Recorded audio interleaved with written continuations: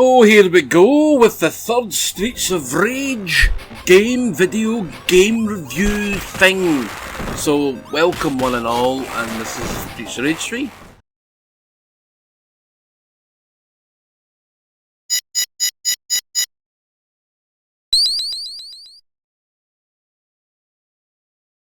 And not my favourite of the series, probably my least favourite of the series.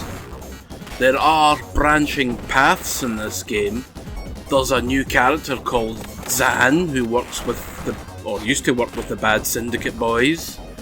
There is some differences with the Japanese version. I'll show you one in particular later on. And the game is harder than a T-Rex shit.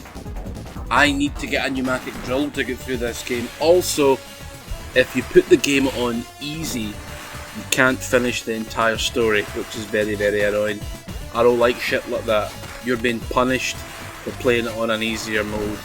Why don't they just give us like a cat tail or something like that? Wanted Dead gave you cat ears for playing on easy, and I didn't know that existed, so I'm going to go back to that game.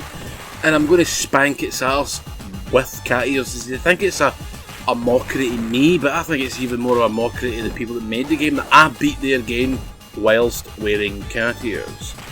So Streets of Rage 3, very similar to the last two really. The graphics are really nice. I really like the graphics, they're good. They are on the more realistic side, they've got more shading, they just look harder than Streets of Rage 2, it looked a little bit more cartoony. Like, all your special moves from the last game are here.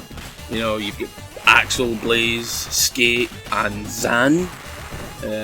Zan's good because he's got the reach and he turns every weapon into a fireball, and then if you like do the dodge or the rush maneuver, you can launch them like a bowling ball. It's quite fun, and it'll come up with a wee health bar.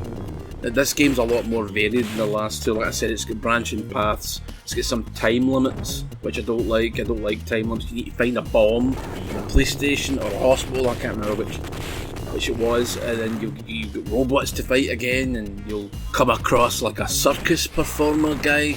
He's a clown with a whip called Bruce. I know, Bruce the clown. And he has a kangaroo with him, and if you defeat him and not the kangaroo, you can then control the kangaroo. There's a way to control Shiva as well from the first level, but I forget how. But that's neither really here nor there, you know. And yeah, it's rock hard, this game. It's so difficult. I was getting really pissed off with it actually.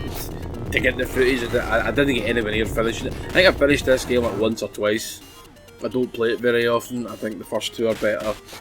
They're just more evenly, evenly matched for my level of crapness.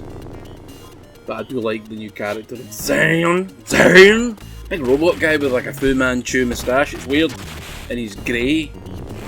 And there's cutscenes in this, like they're talking to each other. It's like, oh, I think we should get down and batter fuck out of him. Like, okay, let's go do that. And then they go do that, and then you get a doing because it's harder than you thought it was going to be. And they're like robot imposters, so you actually fight Axel in one of the earlier stages, but it's a robot. Surprise! It's a robot. Yeah, great at it. There's also stages, they're like, not quite puzzle stages, but well, the example here is there's one with a bulldozer, and you have to destroy blocks of concrete.